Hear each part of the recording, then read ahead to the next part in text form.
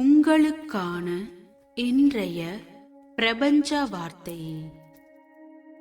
உங்களுக்கு பயம் ஏற்படும் போது ஒன்றை மட்டும் நினைவில் கொள்ள வேண்டும். அதாவது ஆதி மனிதன் முதலில் நெருப்பை கண்டு பயப்படத்தான் செய்தான். பிறகுதான் மனித சரித்திரம் மாற்றமானது.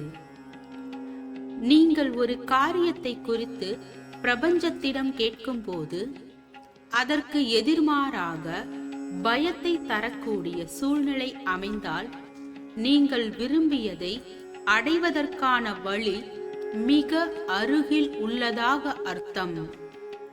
பிரபஞ்சத்திடம் நீங்கள் ஒப்படைத்த காரியத்தை குறித்து இனி பயப்பட வேண்டாம். இனி பிரபஞ்சமே பார்த்து கொள்ளும்.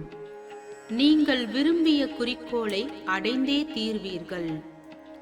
உங்கள் வாழ்க்கையும் சரித்திரமாக மாறும். வாழ்க வளமுடன்.